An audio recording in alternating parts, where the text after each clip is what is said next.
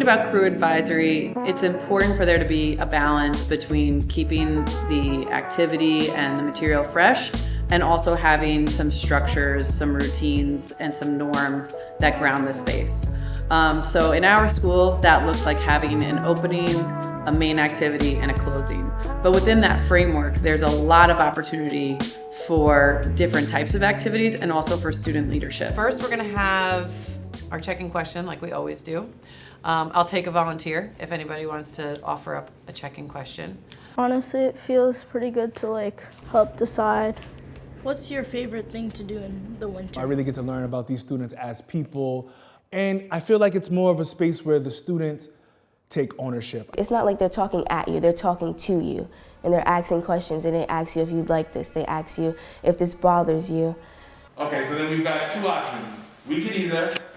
If the whole crew is having a bad day, we read the room and sometimes we talk to each other, sometimes we don't, sometimes we separate. I think staying open to influx and change is really important, and being authentic is really important. I think that's the time for the students to see who you are, and let's take the teacher mask off, right? I'm a firm believer in, yeah, I'm a teacher, but I'm also human. An advice that I should say to a teacher that is teaching advisory for the first time is to be themselves and show their emotions with the students. That's really important. And I want you to understand, I've been through probably the same things you've been through. And I think that will build trust in my students. Trust is like the keystone, capstone, like the big boulder, that's the foundation. Don't be afraid to take risks. Don't be afraid to be vulnerable. Don't be afraid to change things. If things aren't working, things can change. If you had a plan, have a backup plan too, because things can change. Have a routine going just in case things need to change. I observe my students and see what they need. Anything I can do to make them as comfortable as possible in this class. Sometimes there'll be something big happening in the news or something in the community. A lot of times we'll check in around that, or we'll structure the lesson upon that, and we'll break away from whatever might have been the plan for the day. So you guys know that when you came to school on Monday, we had a random scanning day, right? We had metal detectors, we had some police here, we had a whole different kind of entry process that for most people in the community was a surprise. So I wanted to just take a little bit of time to think about and to talk about what that process was like for you. Everyone gets to share about their perspective of what happened. I was a little scared at first. I thought somebody brought something into school. Ideally, we want to get to a space where I also am a crew member, not just the crew facilitator, right? Where students can come in and say, this is the thing that we need to work on today. This is the topic we need to discuss. We really need a break. We need to do something that's a little more of an energizer, that students are able to articulate that. Thinking we've been doing a lot of sitting and talking. You guys have been doing a lot of sitting all morning.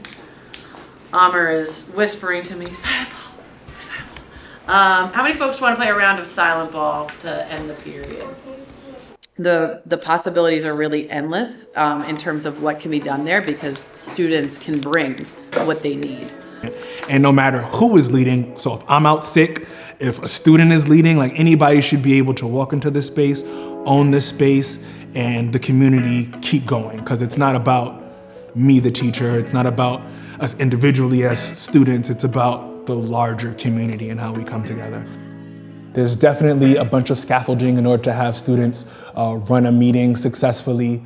Definitely takes planning. It definitely takes a couple days of revisiting the plan and having something solid for them to go off of and build from. Hi, Monty, you want to take us to our activity? Modeling and routine, so they get used to the structure, get comfortable with it, putting people in to places that they fit, slowly releasing the reins onto the students, letting them take the controls. So what you can do in a game, you can use gestures, body language, pointing. My job or my role while students lead is more, I'd like to think of myself as a gym trainer or a coach, where students are in the game actually doing the thing, and I'm on the sideline cheering, you one more set, keep pushing. All right, Monty, keep explaining. Wherever I can plug in to fill in a blank to help the students feel like they've got this, it's kind of where I will jump in. Who's still partnerless? So then I'll be Jacob's partner. I'm a juggler of things, a catcher of things to help things keep going along successfully. It's more of like woosah, you know, and that's something I taught them. And today they said let's woosah, and I like that because that's like a breathing technique. And then they be back at peace again. That's my strategy.